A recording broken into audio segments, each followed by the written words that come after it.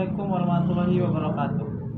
Nama saya Sultan Tejar Pratama. Saya jurusan Tata Hukum Tata Negara, Fakultas Syariah.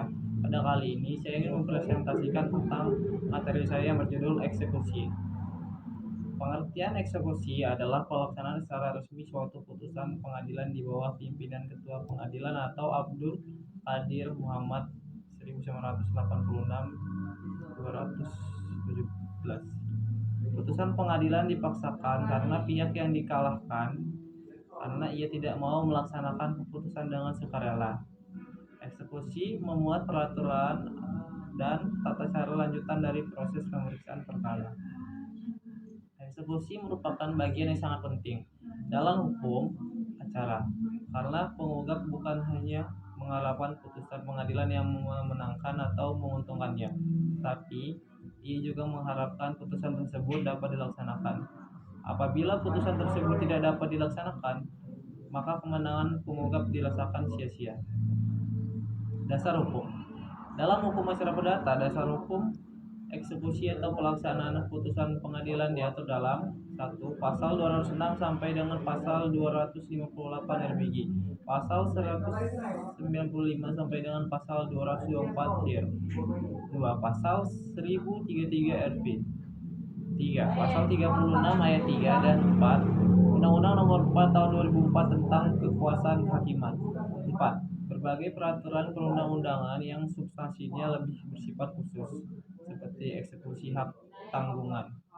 Undang-Undang Nomor 4 1996, eksekusi fidusia. Undang-Undang Nomor 42 1999, baik HIR maupun RBG, secara rinci memuat ketentuan-ketentuan yang berkaitan dengan pelaksanaan putusan eksekusi.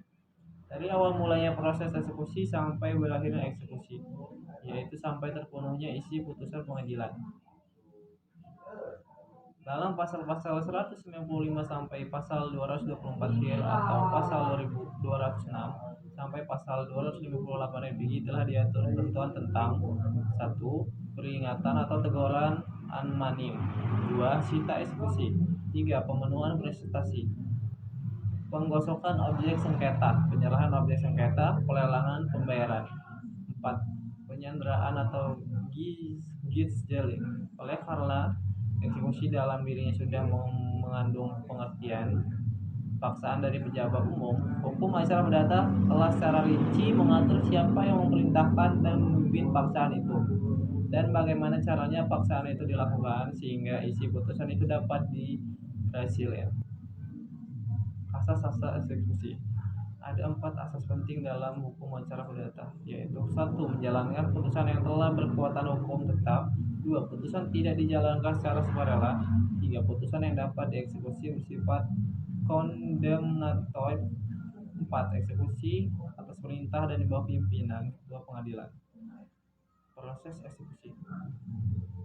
Dalam eksekusi real yang dirumuskan pada pasal 218 ayat 2 RBG atau pasal 200 ayat 11 HIR atau pasal 1033 RP, tata caranya relatif sederhana dan mudah yang dapat digambarkan sebagai berikut. 1. Ketua Pengadilan Negeri mengeluarkan perintah eksekusi atau pengosongan.